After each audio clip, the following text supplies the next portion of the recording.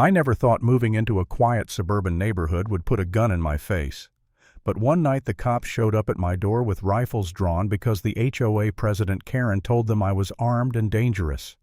That moment, standing frozen in my own driveway watching red and blue lights dance across my walls, that's when I realized how far she was willing to go. Act 1. Conflict begins. When I first moved to Lakewood Estates, I thought I was getting the dream. Quiet streets, trimmed lawns, kids riding bikes, neighbors waving at each other. My wife and I had saved for years to buy that house. We thought it would be the place where our 10-year-old daughter Lily could grow up safe. But right from the start, there was Karen. She was the HOA president, early 50s, always strutting around with a clipboard in her hand like it was a badge of authority. Blonde bob haircut, sharp glasses, the type who could scold you with just a stare. At first it was little things. She told me my pickup truck wasn't allowed to sit in the driveway overnight. She complained about the wooden chairs I'd put on my porch, said they weren't aesthetic. She even walked up to me one morning and said flat out, "If you don't follow my rules, you're gonna regret it." I laughed it off. I figured, hey, maybe she's just overly proud of the neighborhood. But then the letters started showing up. Official HOA violation notices, fines for parking, fines for my lawn being too tall when I had just mowed it, fines for Lily drawing chalk hopscotch on the sidewalk. I shrugged them off at first, paid one or two, thought maybe it would calm down.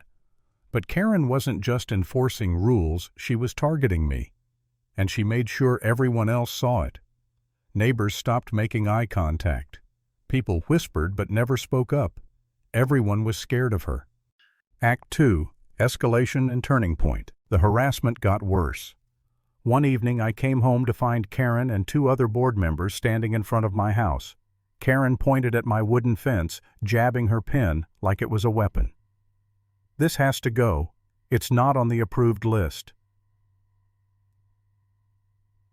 I told her the fence came with the house when I bought it.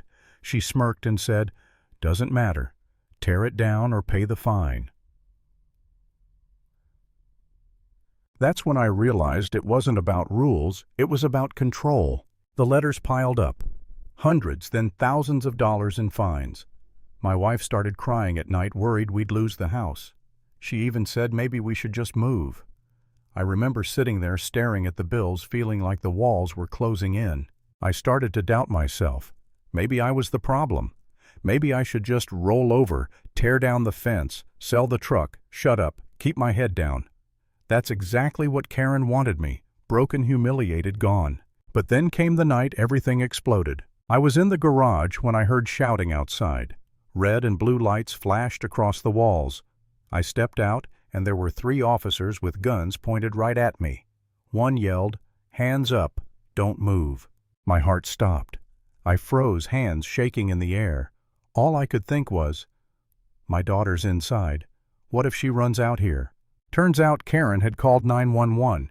She told them I had a gun, that I was threatening neighbors. None of it was true. But the cops didn't know that. All they knew was what they were told. After 10 minutes of the most terrifying standoff of my life, the officers realized I was unarmed. They left. No apology, no explanation. Just left. And I stood there in the driveway, humiliated, shaking, wondering how close I came to dying because of a lie. That was the lowest point.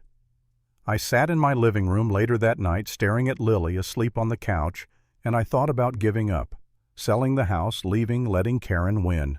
But then a knock on the door changed everything. It was David, one of my neighbors. A quiet guy, never caused trouble.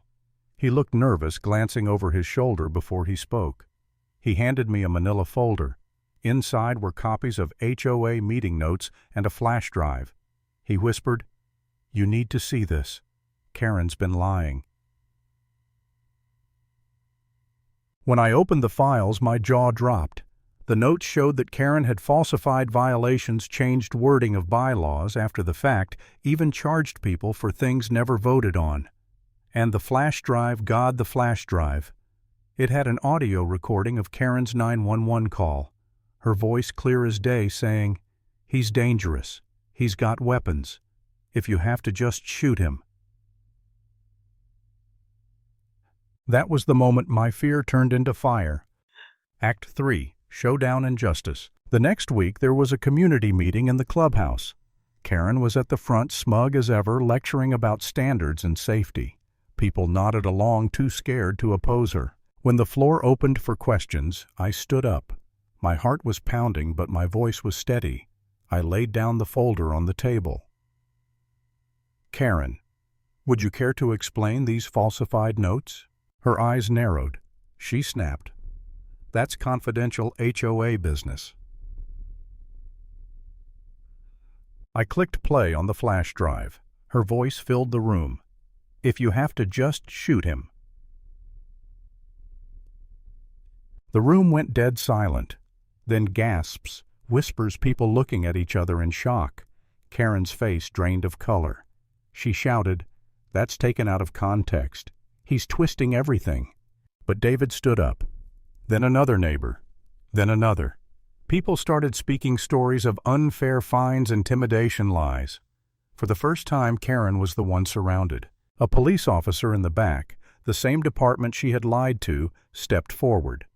He confirmed the call was real and that filing a false report was a criminal offense. Karen tried to leave, but the HOA board blocked her. They called for an emergency vote of no confidence. One by one, hands shot up. Even her closest allies turned on her.